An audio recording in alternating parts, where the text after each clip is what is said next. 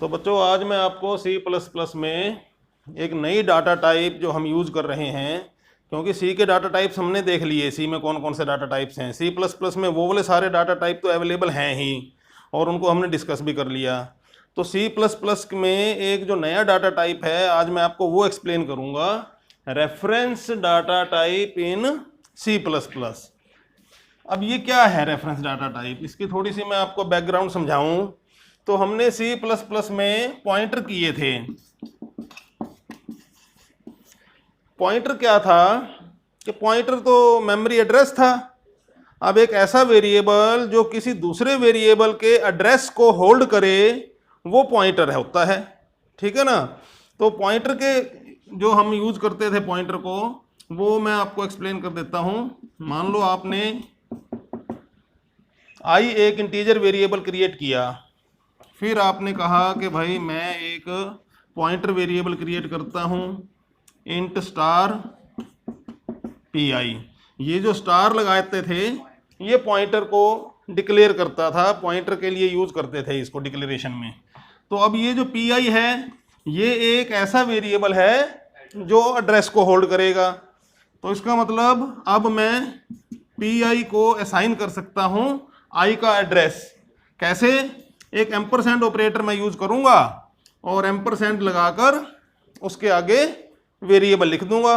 जिस वेरिएबल को लिखूंगा उस वेरिएबल का एड्रेस ये एम्परसेंड एक्सट्रैक्ट करेगा। इसको बोलते हैं एड्रेस एक्सट्रैक्टिंग ऑपरेटर, एम्परसेंड। तो वो एड्रेस जो इसने आई वेरिएबल का उठाया वो इसने पी आई को असाइन कर दिया, असाइनमेंट स्टेटमेंट लगा दी मैंने। अब ये पॉइंटर वेरिएबल की मदद से या पॉइंटर्स की मदद से मैं सी में बड़े अच्छे अच्छे काम कर सकता था। क्या काम कर सकता था कि भाई मुझे अब वेरिएबल को पकड़ के रखने की ज़रूरत नहीं है। एक बार मैंने उसका एड्रेस काबू कर लिया तो मैं आगे फंक्शन में उसका एड्रेस पास ऑन कर देता था और वो फंक्शन उस एड्रेस की मदद से उस मेमोरी लोकेशन तक पहुंच जाता था। नहीं तो अदरवाइज तो क्या होता है कि अगर आप वेरिएबल पास करते हो, कॉल बाय वैल्यू करते हो, तो सिर्फ उसकी एक डुप्लीकेट कॉपी पास होती थी, वैल्यू पास होती थी। तो उस लोकेशन पर जो फंक्शन है वो पहुंच नहीं पाता था और एक नई लोकेशन क्रिएट करके उसी में ही मैनिपुलेट करता रहता था। तो हमारी समस्या वैसी की वैसी रहती थी कि अगर हमने फंक्शन की मदद से किसी मेमोरी लोकेशन को मैनिपुलेट करवाना है, ऑपरेट करवाना है, तो हमें उस लोकेशन का एड्रेस पास अगर हम करेंगे तो ही वो फंक्शन उस मेमोरी लोकेशन को ऑपरेट कर पाएगा, अदरवाइज नहीं कर पाएगा। तो जो पॉइंटर्स थे इसने हमारी ये समस्या का समाधान कर दिया था। सी लैंग्वेज में हम इसको यूज कर रहे थे पॉइंटर्स को। अब रेफरेंस जो है C++ में एक नए टाइप का डाटा टाइप उन्होंने क्रिएट करके हमें दी है, फैसिलिटी दी है, जो काम पॉइंटर वाला ही कर रहा है बेसिकली। जो इसका असली यूज है, रेफरेंस को भी मैं समझा रहा हूँ, एक्सप्लेन करूँगा, लेकिन जो रेफरेंस का असली यूज है वो पॉइंटर के सब्स्टिट्यूट के तौर पे उन्होंने एक अपना वर्जन दे दिया C++ ने कि भाई अब आपको पॉइंटर की ज़्यादा टेंशन लेने की ज़रूरत नहीं है, आप रेफरेंस टाइप का वेरिएबल यूज़ करो और वो पॉइंटर वाला ही काम कर देगा, वो एड्रेस और सीधा उसी लोकेशन पर पहुंचा देगा उसको, फंक्शन को। अब आप देखो रेफरेंस डाटा टाइप या रेफरेंस टाइप के वेरिएबल होते क्या हैं, एग्जाम्पल से मैं समझा देता हूं। आपने एक वेरिएबल क्रिएट किया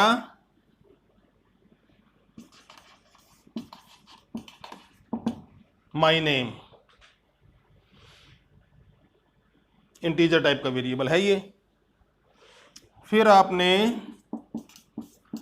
इसका एक रेफरेंस क्रिएट किया। रेफरेंस का मतलब एक सेकंड नेम।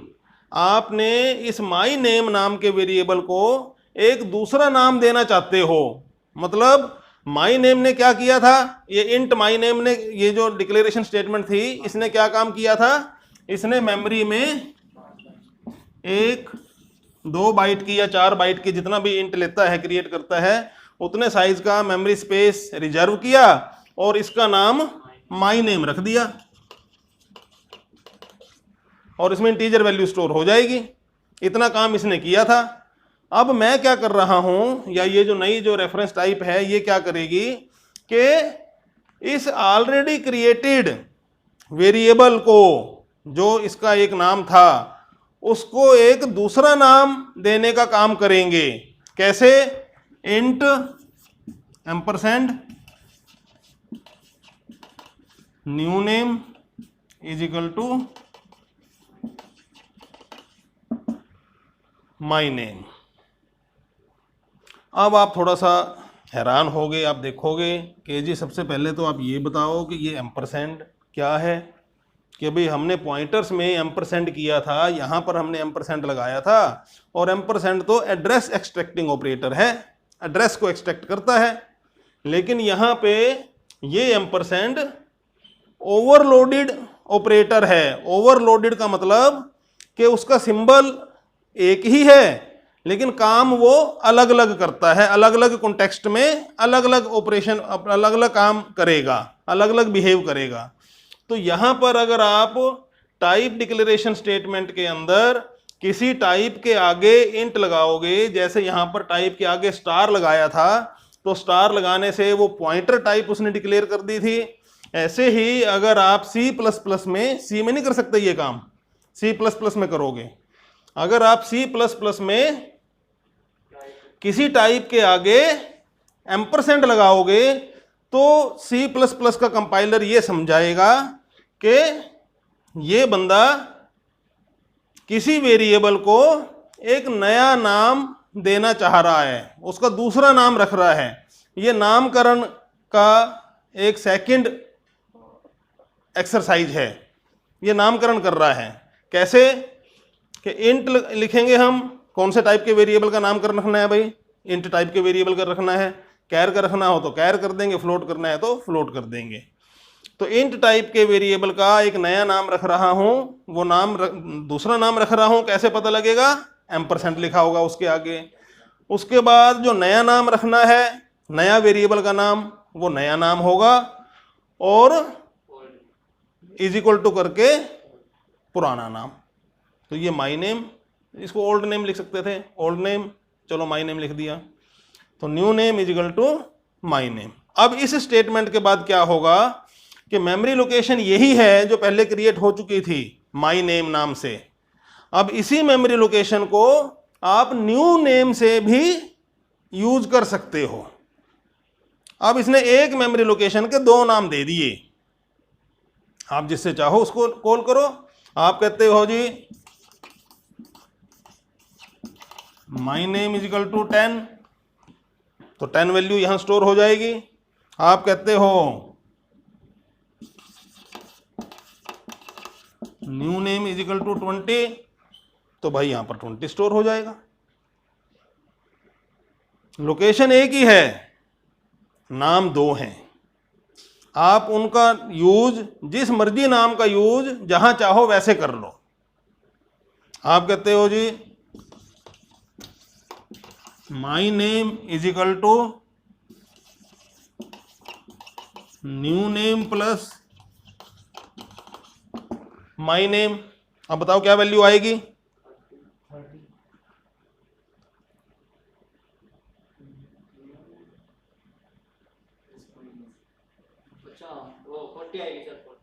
फोर्टी आएगी।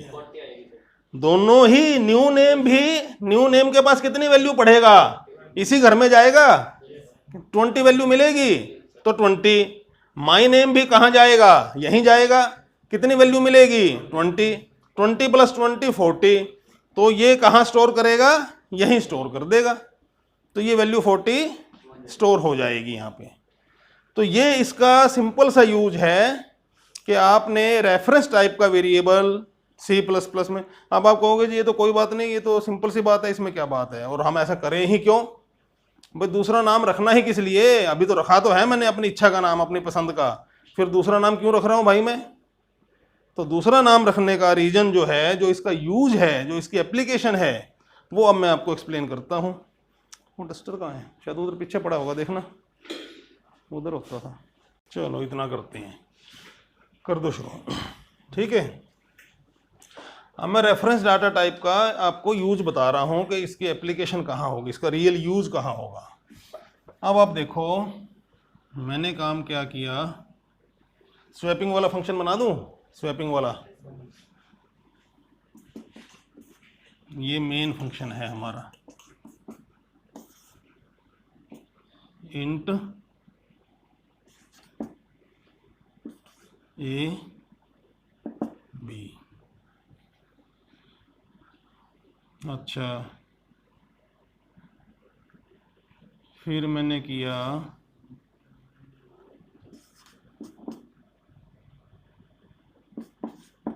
a is equal to 10, b is equal to 20।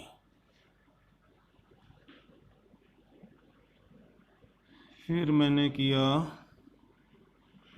इसको टेम्प और ले लो, ठीक है ना। तो स्वैपिंग करने के लिए क्या करेंगे, टेम्प में ए की वैल्यू डाल दी, ए में बी की वैल्यू डाल दी, और फिर बी में ए वाली वैल्यू जो टेम्प में रखी हुई थी वो डाल दी। ये एक हमारा सिंपल 3 स्टेप प्रोसेस होता है स्वैपिंग करने के लिए। लेकिन अब ये काम तो मैंने फंक्शन से करना है, तो मैं फंक्शन का यूज करूंगा। इसको हटा दूंगा यहां से, इसको मैं यहां से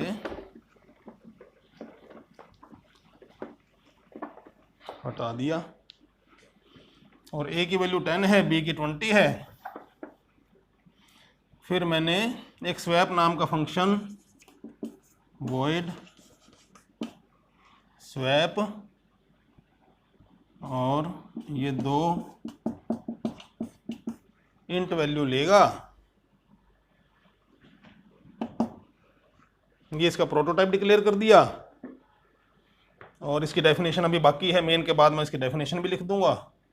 तो स्वैप फंक्शन का मैंने यूज़ करना है, तो मैं यहाँ पर स्वैप फंक्शन का यूज़ कर रहा हूँ, a, b। ये मैंने फंक्शन कॉल कर लिया, इसको a और b पास ऑन कर दिए।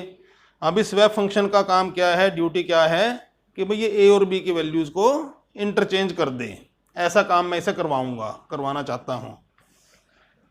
और इसको करने के बाद, स्वैपिंग करने के बाद, मैं इनकी वैल्यू को प्रिंट आउट करवा दूंगा। सी आउट स्टेटमेंट लगाऊंगा, a is equal to a, b is equal to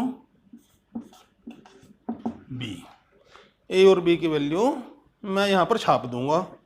तो मुझे यहाँ पर अब क्या दिखाई देना चाहिए, a की वैल्यू मुझे 20 दिखनी चाहिए, और b की वैल्यू 10 दिखनी चाहिए, 10 दिखनी चाहिए, ठीक है ना।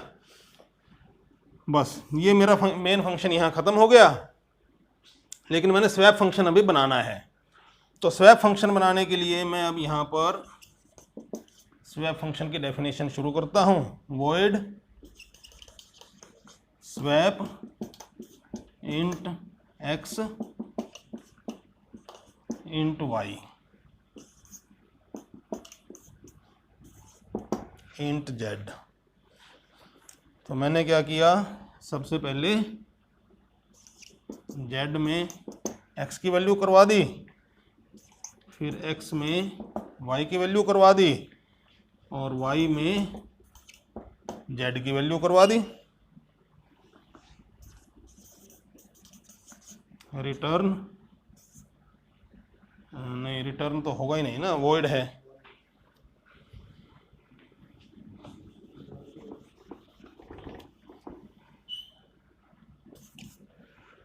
ये काम स्वैप फंक्शन ने कर दिया, लेकिन ये फेल हो जाएगा। ये आपको मैंने सी वाले लेक्चर में भी समझाया हुआ था कि ये फंक्शन अपना काम करने में फेल हो जाएगा। क्यों फेल होगा भाई, ये a और b की वैल्यू को चेंज नहीं कर पाएगा।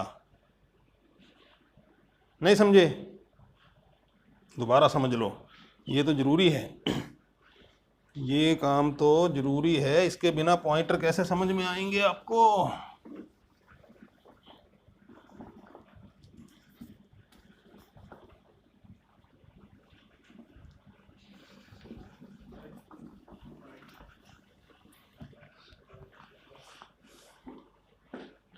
लॉजिक से देखा जाए तो हमने बिल्कुल सही काम किया है कि भाई स्वैप फंक्शन बनाया एक, वो दो इंटीजर वेरिएबल्स को इनपुट रिसीव कर रहा है और उसके बाद उनकी वैल्यू को इंटरचेंज कर रहा है, बस हो जाना चाहिए काम। लेकिन ये अगर आप इसको रन करोगे इस प्रोग्राम को तो ए की वैल्यू 20 और बी की वैल्यू 10 आपको नहीं मिलेगी। ए की वैल्यू 10 ही दिखेगी और बी की वैल्यू 20 ही दिखेगी, चेंज नहीं हुई, एक्सचेंज नहीं हुई, स्वैपिंग नहीं हुई। वो क्यों नहीं हुई उसका आप रीजन देखो।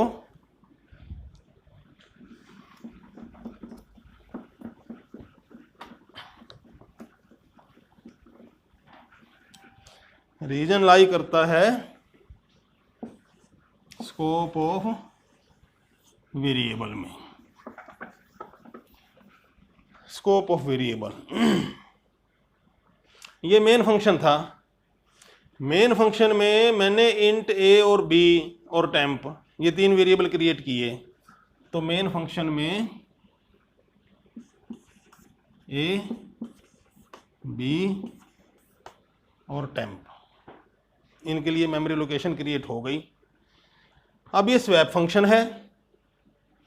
स्वैप फंक्शन ने इंट एक्स और वाई दो वेरिएबल क्रिएट किए, ये एक्स वाई, ये ए बी टेम्प। जेड भी क्रिएट किया स्वैप ने, ये जेड भी क्रिएट कर दिया। अब होगा क्या कि जब मैं स्वैप फंक्शन को कॉल कर रहा हूं, यहां पर कॉलिंग स्टेटमेंट दे रहा हूं, तो कॉलिंग स्टेटमेंट में मैंने ए और बी दो वेरिएबल्स को पास ऑन किया। तो इनका जिसको हम बोलते हैं कॉल बाय वैल्यू, ये कैसी कॉलिंग है?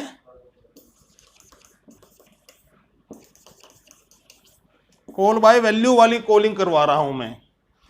कॉल बाय वैल्यू की कॉलिंग क्या करती है कि जो वेरिएबल मैं पास ऑन कर रहा हूं वो वेरिएबल उनका एक्चुअल लोकेशन कहां पर वो सिचुएटेड हैं, कहां पर उनका घर है, उनके घर का पता देने की बजाय वो उनकी वैल्यू को पास ऑन करते हैं।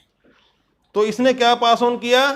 ए ने अपनी वैल्यू 10 पास ऑन कर दी, बी ने अपनी वैल्यू 20 पास ऑन कर दी।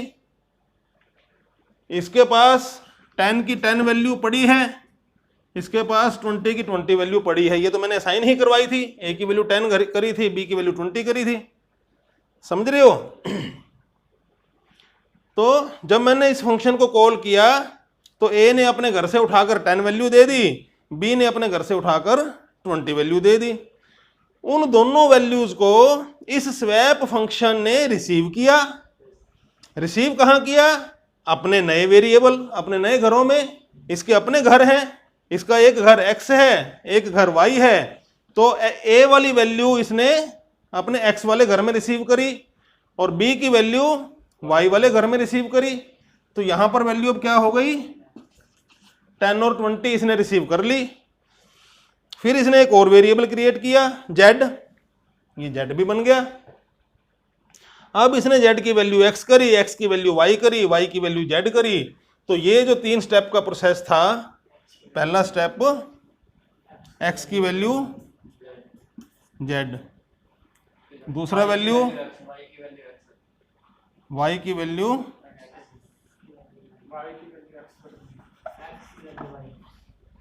x की वैल्यू y, ऐसे चलेगा। x की वैल्यू y आ जाएगी और फिर z की वैल्यू y में चली जाएगी। ये 3 स्टेप में काम होता है, ठीक है। पहले स्टेप में x की वैल्यू z में आ गई, दूसरे स्टेप में y की वैल्यू x में आ गई, 20 हो गई, और तीसरे स्टेप में z वाली वैल्यू जो x की थी वो y में चली जाएगी। इस तरीके से ये स्वैपिंग हो जाती है 3 स्टेप में। तो यहाँ तो कोई गलती नहीं की हमने, यहाँ तो स्वैपिंग हो गई और फंक्शन काम खत्म हो गया। लेकिन ये स्वैपिंग तो यहीं हुई, इसका हमें क्या लाभ? जब हम इस स्वैप फंक्शन को कॉल करने के बाद अगली स्टेटमेंट पर आएंगे तो ये तो a की वैल्यू, यहाँ तो कोई चेंज नहीं हुआ। मतलब इस फंक्शन ने अपने नए वेरिएबल जो इसने क्रिएट किए थे उनके अंदर काम किया। जिन वेरिएबल्स की वैल्यू मैंने बदलवानी थी उन वेरिएबल्स के नाम भी दे दिए, लेकिन फिर भी ये उन वेरिएबल्स को हाथ नहीं लगा सका। क्यों? क्योंकि वो मैकेनिज्म ही नहीं है, वो मैकेनिज्म ही नहीं है। हर फंक्शन का अपना स्कोप होता है, वो दूसरे फंक्शन के स्कोप में नहीं जा सकता। ये वाला स्कोप किसका था? मेन फंक्शन का था। ये स्कोप मेन फंक्शन का था और ये वाला स्कोप स्वैप फंक्शन का था। तो स्वैप फंक्शन में जब हम काम करने लग गए, जब कंपाइलर स्वैप फंक्शन में आ गया, तो भैया वो स्वैप वाले स्कोप में ही रहेगा। वहीं पे जो वेरिएबल क्रिएट किए हैं उनको मैनिपुलेट कर रहा है, वो सारा का सारा। आप कहो जी एक्स वाई छोड़ दो जी, हम यहां पर ए बी ही लिख देते हैं। इनके नाम अगर हम ए बी कर देते हैं तो क्या बात बन जाएगी? फिर भी नहीं बनेगी, क्योंकि ये वाले जो ए बी हैं ये मेन फंक्शन के अंदर हैं और ये वाले ए बी जो हैं ये स्वैप फंक्शन के अंदर हैं। इनका स्कोप अलग है, इनका एरिया अलग है, तो ये एक दूसरे के एरिया में नहीं जा सकते। ये समस्या सी लैंग्वेज में जब स्वैपिंग जो पॉइंटर समझाए थे उसमें एक्सप्लेन करने वाली है, जो मैंने आपको यहाँ पर आज दोबारा एक्सप्लेन की है। अब इसका सोल्यूशन क्या है? तो भाई हम कैसे करें इस ए और बी की वैल्यू को चेंज?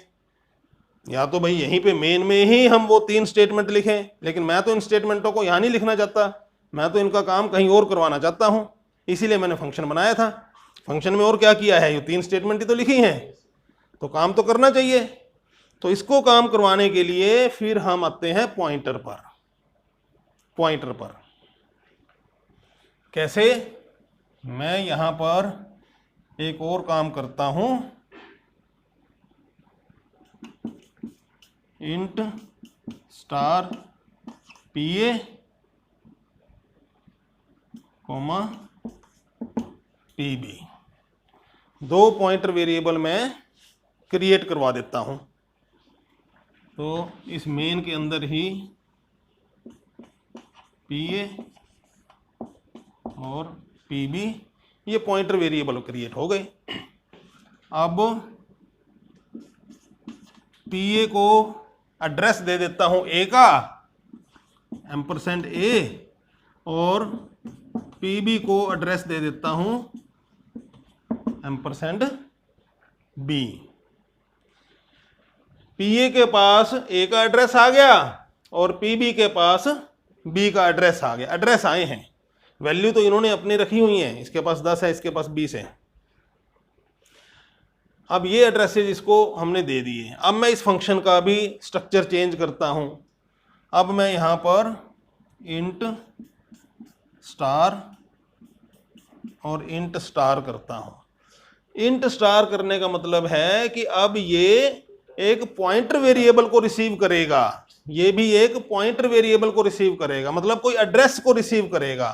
ये दोनों जो आर्गुमेंट हैं, पैरामीटर्स हैं, ये एड्रेस पैरामीटर्स हैं, एड्रेसेस को रिसीव करेंगे। और जब मैं कॉल करूंगा तो कॉलिंग के टाइम मैं सिंपल वेरिएबल के नाम देने की बजाय उनके एड्रेस पास ऑन करवा दूंगा। तो मैं यहां पर पी ए और पी बी, ये दोनों पॉइंटर वेरिएबल हैं, पी ए और पी बी। इनकी वैल्यू क्या है? इनकी वैल्यू ए और बी के एड्रेस है। तो इसका मतलब अब इन्होंने क्या पास ऑन किया? एड्रेस पास ऑन कर दिया। अब इन एड्रेसेज को रिसीव करने के लिए मुझे यहां पर भी पॉइंटर टाइप का ही वेरिएबल यूज करने पड़ेंगे। तो मैं यहां पर इंट स्टार ए और इंट स्टार बी, ये 2 पॉइंटर वेरिएबल मैंने यहां पर, इनके ये जो बर्तन हैं, ये बर्तन है, ये रिसीविंग पोर्ट्स हैं। जो वैल्यू आ रही है कॉलिंग में, जो वैल्यू दे रहा है, वो फंक्शन का जो हेडर है उसने जो पोर्ट्स ऑफर कर रखे हैं उन पोर्ट्स में वो वैल्यू चली जाती है। पहली वैल्यू पहले पोर्ट में चली जाएगी, दूसरी वैल्यू दूसरे पोर्ट में चली जाएगी, दूसरे बर्तन में। तो बर्तन की हमें टाइप वैसे ही बनानी पड़ेगी जैसी वैल्यू पास कर रहे हैं, या वैसे ही वैल्यू पास करनी पड़ेगी जैसा बर्तन हमने बनाया है। ये तो टाइप मैचिंग वाला मामला है। तो इसने अब दो पॉइंटर वेरिएबल्स जिनके नाम ए और बी हैं, इनके अंदर दो एड्रेसेस रिसीव कर लिए। अब जब एक बार इसके पास एड्रेस आ जाएंगे तो अगर वो उन एड्रेसेस का यूज करेगा तो फिर वो सीधा ए के घर में पहुंच सकता है, बी के घर में पहुंच सकता है। तो यहां पर मैं काम करूंगा z is equal to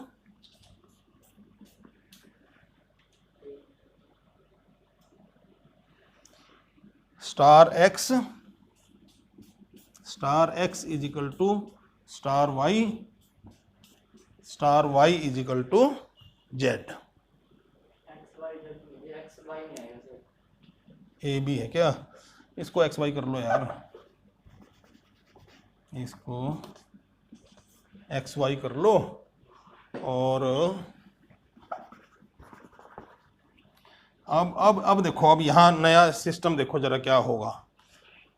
int star x और स्टार वाई, ये हैं आपके एक्स और वाई, लेकिन इनके अंदर ए और बी का एड्रेस पड़ा है। ये ए है, ये बी है, इसका एड्रेस इसके पास आ गया, इस बी का एड्रेस वाई के पास आ गया। अब मैं जब z is equal to star X करूंगा तो स्टार एक्स का मतलब कि एड्रेस के ऊपर डी रेफरेंसिंग ऑपरेटर, स्टार कौन सा ऑपरेटर है? D referencing. डी रेफरेंसिंग का मतलब ये है कि वो एक एड्रेस के आगे ऑपरेटर लगता है और उसका काम क्या होता है? वैल्यू, कि भाई उस एड्रेस पे जाए, उस पते पे, और वहां जो वैल्यू है उसको उठा लाए। तो मैंने इसको x वाले वेरिएबल के पास जो एड्रेस था वो एड्रेस इसको मैंने दे दिया डी रेफरेंसिंग ऑपरेटर को। वो एड्रेस किसका था? ए का था। तो वो ए के घर गया और उठा लाया वैल्यू को। क्या वैल्यू है? 10 उठा लाया और किसको दे दी? z को दे दी। फिर star X is equal to star Y. अब वाई के पास किसका एड्रेस पड़ा है भाई? बी का। तो स्टार ऑपरेटर किसके ऊपर लगा? बी के एड्रेस के ऊपर लगा, मतलब वो बी के घर पहुंच गया। बी के घर में क्या वैल्यू है? 20 है। 20 वैल्यू उठा लाया और वो उसने किसको दे दी? एक्स को। एक्स के पास किसका एड्रेस था? ए का। तो वो उस वैल्यू को लेकर ए के घर पहुंच गया और वैल्यू वहां पे उसने टिका दी। तो इस तरीके से ए के पास अब बी वाली वैल्यू ऐसे पहुंच जाएगी। बी, अब ए के पास 20 वैल्यू पहुंच गई। अब हुआ है असली चेंज। फिर star Y is equal to Z. Y dereferencing operator लगा, वाई के पास किसका एड्रेस था? बी का। बी के ऊपर डी रेफरेंसिंग ऑपरेटर लगा, उसके घर पहुंच गया, बी के घर। उसके घर में क्या वैल्यू कर दी? जेड। जेड के पास कौन सी वैल्यू थी? ए वाली थी, 10 थी। तो 10 वैल्यू इसने बी के घर में टिका दी। अब इसने इस तरीके से पॉइंटर की मदद से मैं असली वेरिएबल लोकेशंस जो हैं उन तक हाथ डाल सकता हूं। यह तरीका था पॉइंटर का। सी लैंग्वेज में हमें पॉइंटर की फैसिलिटी मिलती है और हम पॉइंटर की मदद से अपने उन वेरिएबल्स तक पहुंच सकते हैं किसी दूसरे फंक्शन में होते हुए भी। ये है मेन पॉइंट कि किसी दूसरे फंक्शन में होते हुए, किसी दूसरे राज्य में होते हुए हम अपने किसी दूसरे राज्य के किसी एड्रेस को हाथ डाल सकते हैं। नहीं तो हर स्टेट की, हर जो टेरिटरी है उसकी अपनी बाउंड्री होती है, उसको स्कोप बोलते हैं। तो स्कोप से बाहर नहीं जा सकते। तो लेकिन अब पॉइंटर की मदद से मैं, पता है मेरे पास, बस पता मेरे पास है और मैं पहुंच जाऊंगा वहां पे। ठीक है। तो ये तरीका तो था पॉइंटर वाला, ये सी का तरीका था।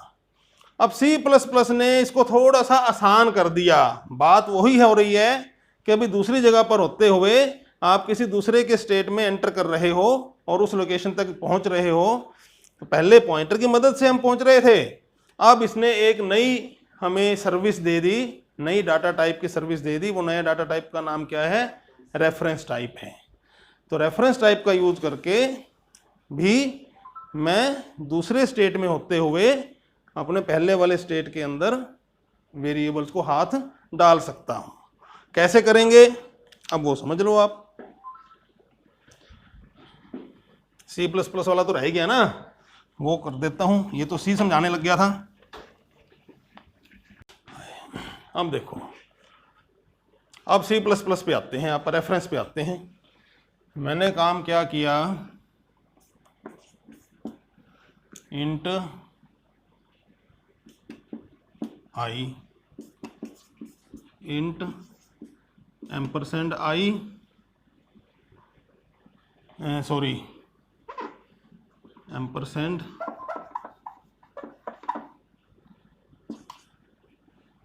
New name nn, int ampersand new name is equal to i।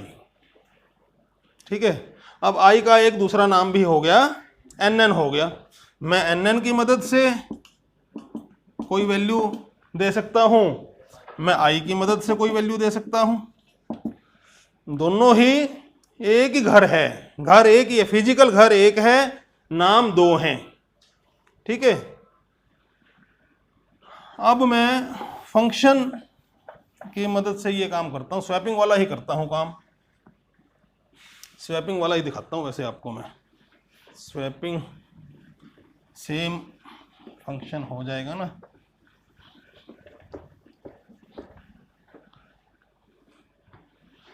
Int a b,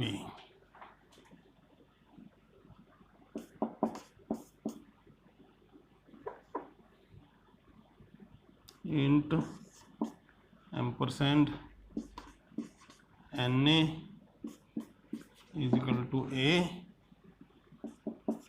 और int ampersand nb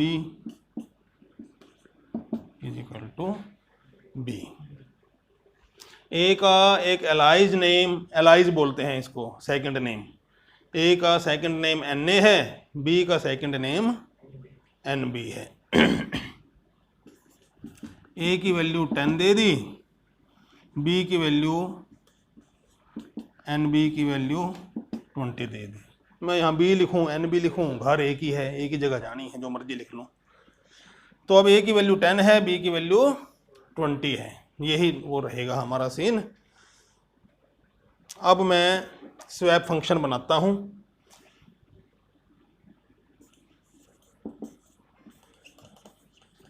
void swap, तो पहले तो पॉइंटर की मदद से मैंने ये काम किया था, स्वैप कर पाया था। प्लेन से तो होगा ही नहीं, सिंपल कॉल बाय वैल्यू से तो स्वैपिंग नहीं हो पाएगी, क्योंकि वो तो सिर्फ अपनी ये कार्बन कॉपी वैल्यू सप्लाई करती है।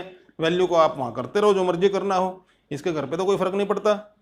तो पॉइंटर की मदद से हमने पहले वो काम किया था, लेकिन अब मैं वो काम, सेम काम रेफरेंस टाइप के वेरिएबल की मदद से करूँगा। तो मैं यहाँ पर क्या करूँगा, वॉइड स्वैप और int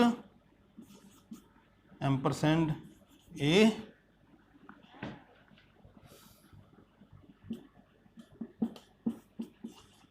int ampersand x y कर दो इसको, एक्स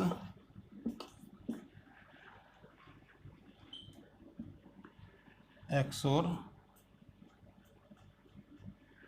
वाई, एम्परसेंड एक्स और एम्परसेंड वाई। मतलब ये कैसे, किस टाइप के वेरिएबल मैंने यहाँ पर यूज करे हैं, रेफरेंस टाइप के वेरिएबल यूज कर रहे हैं। अब ये एक रेफरेंस वेरिएबल को ही रिसीव करेंगे। ठीक है,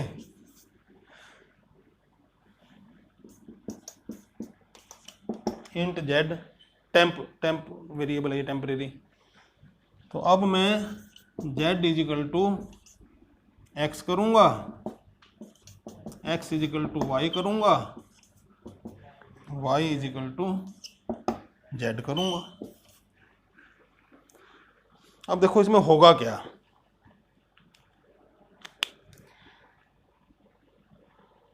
एक काम रह गया, ओहो, ये मैंने यहीं बना दिया क्या? मेन को ख़त्म करना है। ये जो है अभी मैंने ए और बी की वैल्यू दी है। अब मैं एक बार तो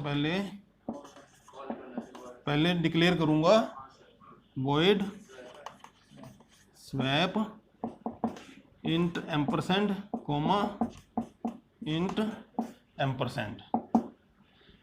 ये तो प्रोटोटाइप डिक्लेरेशन स्टेटमेंट है। अब मैं स्वैप को कॉल करूँगा।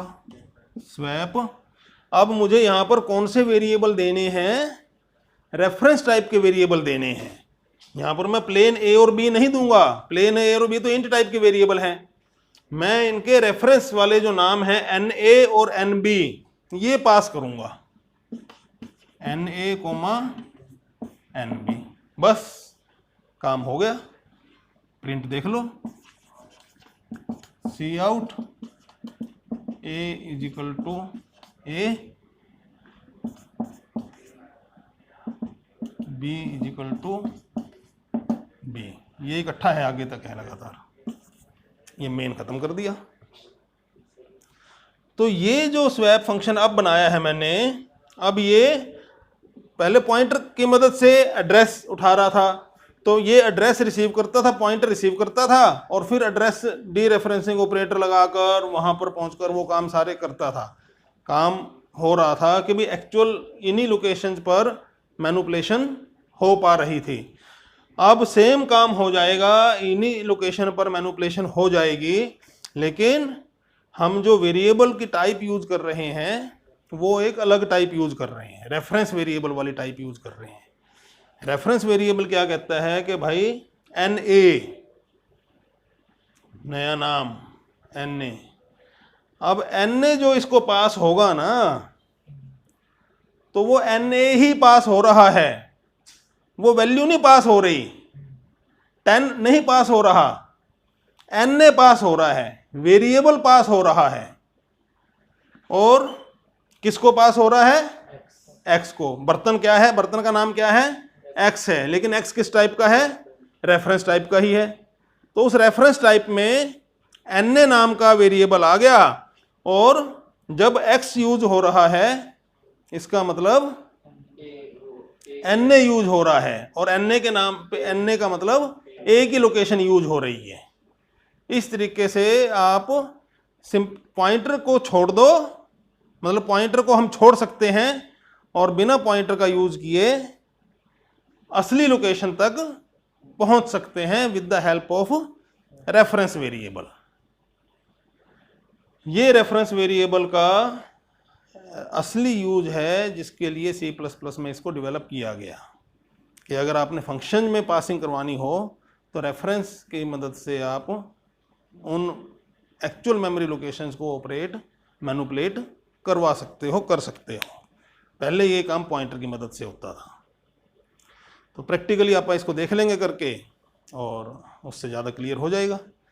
ठीक है, तो आज का लेक्चर यहीं कर दें रिकॉर्डिंग।